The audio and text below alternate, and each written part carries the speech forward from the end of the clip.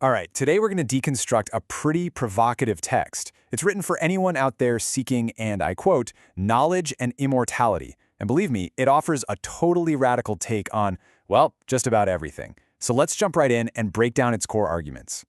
And this quote right here, this is the central idea that everything else is built on. It's a really bold claim, right? It sets this conspiratorial tone for the whole piece.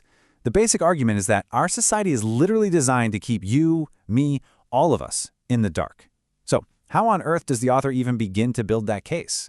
Well, it starts with the first section, which is called Civilization on the Abyss's Edge. And this is basically a full frontal assault on the very foundations of modern life as we know it. So right out of the gate, the author just tosses aside pretty much all of modern human achievement. Our science, our philosophy, our entire culture. It's all dismissed as this flimsy, shaky construct. The text argues that what we think of as progress is actually built on a foundation of unreal speculative theories, basically ideas that aren't grounded in any kind of reality. And this is where it gets really interesting. The text says that all those big ideologies, capitalism, socialism, all of them, they aren't actually the goal. They're just the means to an end. They're presented as all these different roads that, surprise, all lead to the exact same hidden destination, a place the author calls the abyss. And here it is. This is the core of the conspiracy. The argument isn't just that we're on the wrong path by accident.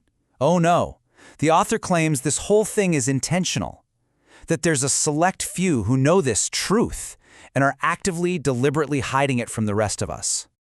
Okay, so if this big truth is being hidden, that leads to the obvious next question, how? How is this ignorance maintained? And that brings us to the second section, the power of ignorance, which gets into the nitty-gritty of the alleged control mechanisms. The text points a finger at one main culprit, what it calls misleading political media. It's not seen as a source of information, but as the primary tool of control. Its whole job, according to the author, is to ideologize our concepts, to shape how we think about words like freedom or justice in a way that just distracts us from what's really happening. But this control isn't just about what you think, it's also about what you feel. The text claims we're all kept in line with a constant dose of pleasures designed to numb us and make us forget. And what about those rare moments when you kind of snap out of it? What the source calls a moment of awakening. Well, the system supposedly swoops in with an immediate distraction to pull you right back in.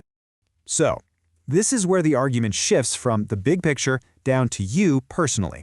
This third section, Forgotten Questions, is all about what this system has allegedly taken from each and every one of us. Now, according to the text, the most powerful form of control isn't feeding you lies. No, it's making sure you never even think to ask the most important questions in the first place. And we're not talking about complicated philosophy here. We're talking about two deeply personal questions that have supposedly been stripped from your mind. And here's the first one. It's huge. What is the purpose of your existence?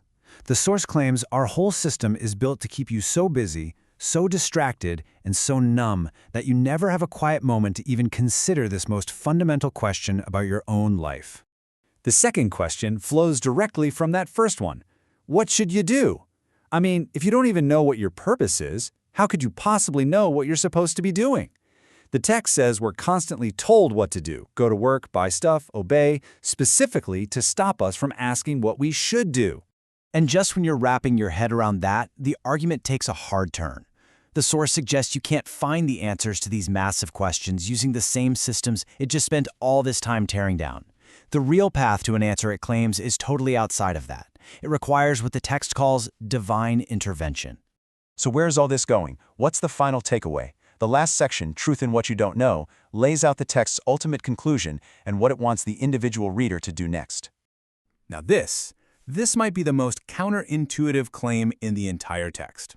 It suggests the truth isn't hiding in what you already know or believe. Instead, it's waiting for you in what you hate and are ignorant of. It's a direct challenge, asking you to look for answers in the very last place you'd ever think to look. And at this point, the text gets very specific about its answer. Now, to state it impartially, the argument it makes is this. If you find that your mind is charged against Islam, that's not an accident. It's actually part of the grand deception. This conditioning, the source claims, is basically a firewall put up by the system to keep you away from the one thing that holds the answers to those forgotten questions. And finally, the text gives you a clear 4-step action plan. It's not about just accepting something blindly, it's about doing your own homework. Step 1. Search for Islam and the facts. Step 2. Inquire, but do it without your biases. Step 3. Don't let other people decide your destiny for you. And Step 4. Don't let your own desires drown out the truth. It's really a call for you to think for yourself, framed as the only way out. And so, we end right where the text wants us to end, with a really provocative question. After tearing down modern society and presenting its very specific solution, the text turns the whole thing back around and puts the final question to you. It's a powerful way to end, designed to make you question the very limits of what you think you know. Is the truth really waiting for you in the things you've been taught to hate?